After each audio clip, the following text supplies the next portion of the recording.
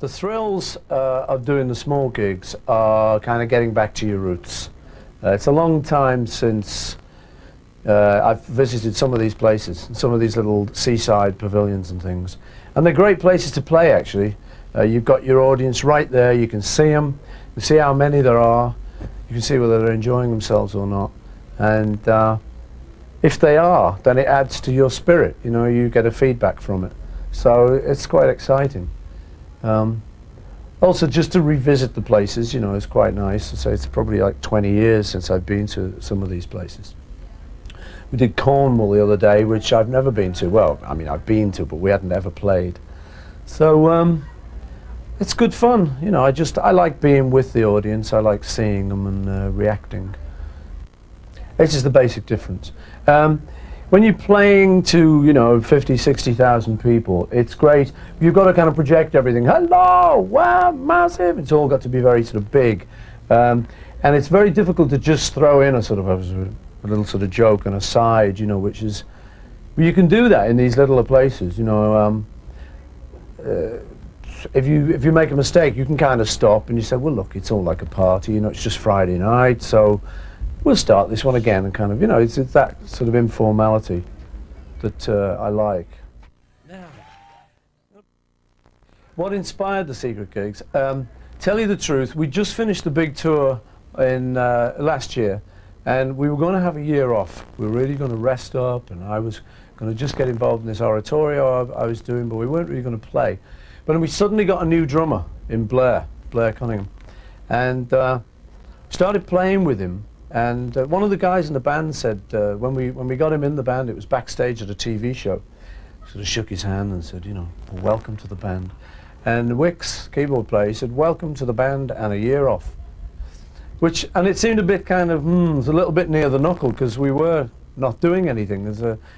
So with him just joining the band, I thought, well, you know, and I know he likes to play a lot.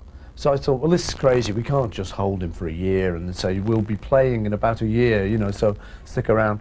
So I thought it'd be a good idea to get out and do some playing. But I didn't want to kind of, the whole organizational thing of getting in computers and lasers and lights and millions of big trucks. So we thought, well, we could do some little gigs. There's quite a few places off the last tour that we didn't get to. Little out-the-way places like this that haven't got the big auditoriums. And they're still great places to come to. There's still people live here and they breathe and laugh and just like anyone else. So we decided that would be a good thing to do, you know, between me, the group, our manager and stuff. Thought it might just be a little bit of fun. And that's just what it turned out to be. So we went down to Barcelona and had a little riot of a night down there, which was great. So we hadn't got there on the last tour. We ended up in Naples. Which was crazy. Napoli. So it's great to play, you know, because the last time we'd done Rome and Milan. Then we went to London and played a little club there called the Mean Fiddler, which is really little. You know, it's the kind of place, I think the night before us they'd had a little Irish band called the Dubliners on. And that's more of a sort of, yeah, holy headily, ha, here's your sister Kate. You know, it's a bit, they're kind of an Irish folk band. So it was, I suppose that was a little bit challenging, actually, because it was a club that was known for small acts and stuff. So to go down there and tone our whole thing down was, I suppose, a bit of a challenge. But we had a lot of fun. That's the main thing. You know, I really like it if, at this stage of my career, I can actually be enjoying myself. And I think that's like a really big bonus, because it comes over to the people. If you and you enjoy yourself, then you're not standing up there quaking with fear and sort of projecting it onto this audience, you know. So we did Cornwall, as I said, and that was great. It was really good, Cornwall, because they're a great crowd. It's right at the end of England, and not many people get down there, you know. But they're a roaring crowd, you know, the Cornish pasties. So we had a great time there. I was talking to my manager about the show that was going to come on MTV, and he said, well, you know, if it goes out on stereo television, he said the first thing will be a bootleg, you know, it's very good quality TV, and it'll be bootlegged. So I said, oh, yes. And he said, well, we could possibly think of something to do about it. So we got our heads together and thought, well, we'll release a kind of good quality thing.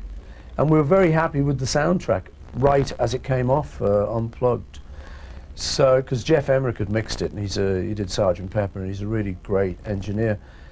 So we thought, that's it. We'll do a very simple, spontaneous album. We'll whack it out. We'll do a limited edition. It wasn't that limited, mind you. You know, I mean, so for some young acts, that would have been called a giant hit. But you know, for us, it was less than 1 million, so it was kind of limited in many ways. That's worldwide. So we did it like that, and I think it went down very well. You know, it got some really good reviews, which I normally don't get. They normally pick me apart like nobody's business, you know. But they said, "Oh, you know, spontaneous. It sounds like they're having fun, all that stuff." So it worked out quite well. It's a difficult problem, really, bootlegs, because I know that people, when I go to a concert, I approach it completely innocently, and I'll make a bootleg. I did one of Stevie Wonder's show. You know, I just love Stevie Wonder, and I was going to his show, so I thought, well, I'll take my little tape. No one will ask me. And I think a lot of people approach it that way, kind of quite harmlessly. But of course, you know, for me to be saying that, then people start pulling their hair out and say, "What's he doing? He's telling the kids to go and bootleg." Well, I mean, I must say I do have a lot of sympathy for like how I understand the Grateful Dead do it, but they actually have a bootlegger's enclosure, and the kids send, you know, "Hey, here's the San Francisco show, man. Well, you know, dig this. It's the New York show," and they swap them and stuff. So as a fan, I've got a lot of sympathy with that. But as a sort of, as someone who's, you know, involved in kind of business and record company thing, I understand their point of view too, because it could be ruining their business. So I suppose both of them have got a point of view. I think as long as it's little home tapes and stuff, I haven't got any big problem with it. It's when, I mean, in our tour last year, they actually caught some guy who was rigged head to toe, like, you know, a spy, with DAT, which is the, you know, the marvelous format. And I mean, if you record like that, you can get pretty healthy sound out of that. But they caught him, so he got stripped of all his DATs and frog marched out, unfortunately. But I say I sympathise with it, as long as it's not too professional, I suppose.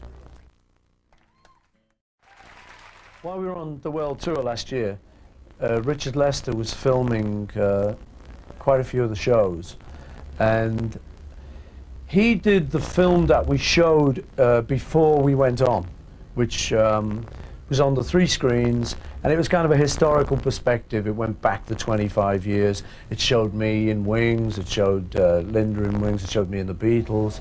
It showed some of the historical things that had been going on, and the hysterical things that had been going on in those 25 years. And because Richard Lester did it, who did Hard Day's Night and Help, he's quite a mature bloke, so he didn't really want to just be too frivolous. So he put some quite heavy footage in there, you know, so you get me singing Long and Winding Road, and you get the B-52 bombers dropping heavy armaments, you know, artillery on Vietnam. So people would say to us after it, people said, pretty uncompromising, that film, you know, you certainly weren't talking down to the audience with that. So when it came to doing the film, we generally had a talk with Dick Lester and said more of the same, really, you know, maybe as a direction to go for his concert film. And that's what he's done. He's taken some of the best performances off the tour, some of the best footage, and he's put some of the jokes, some of the serious points, and he's juxtaposed them. There's a good word for you. I wish I knew what it meant. But he's put that against some of the songs and stuff. So I think he's made an interesting film. It's certainly a little bit different from the normal concert film. Yeah, while I was doing the tour, I would have, you know, a couple of weeks off or a few days off, and I'd get with Carl Davis, who I was writing the oratorio with, and it'd be a great relief from the kind of hecticness of the tour, just the two of us sitting around on the piano and writing all this stuff in our heads rather than broadcasting it and performing it. So that was what the tour was. So it was a really nice balance to be doing that. And you also got the feeling of, ooh, we're cooking up something and nobody knows about it yet. So it was a nice, kind of slightly secretive thing to be doing, and also a very good balance against the high keyness of the tour. So I enjoyed it. Now, this year, it's actually come into being, and we've done the first 3 performances of it, 2 in Liverpool and 1 in London. And I really enjoy it. You know, to me, it's just music. I never really make any hard divisions between the Grateful Dead, Bach, Tchaikovsky, the Beach Boys. I mean, to me, I love the Beach Boys harmonies, but I also will love some of the chords and the progressions that Bach uses. And I don't pigeonhole them all off and say, oh, that's horrible, that's nice, unless the music itself is bad. But the style of music, I'm quite sort of easy with. You know, I can like a lot of different styles. So this year, it's another kind of balance now. You know, I've got the kind of oratorio now floating around in the air and maybe being performed a bit more. And I'm back with the rock and roll kind of thing now. It's very liberating for me. You know, I don't like to feel I'm trapped in life. I don't think anyone does. One of the reasons you try and earn a lot of money is to free yourself. So you can say, well, sod it. Well, I don't have to work. You know. So that's what I've arrived at now. You know, the ultimate for me wouldn't be just not working, because I like working. You know, it's not work what I do anyway. It's kind of play, really. So the ultimate for me is to have this kind of balance and be involved in a couple of worlds at once. It's all music.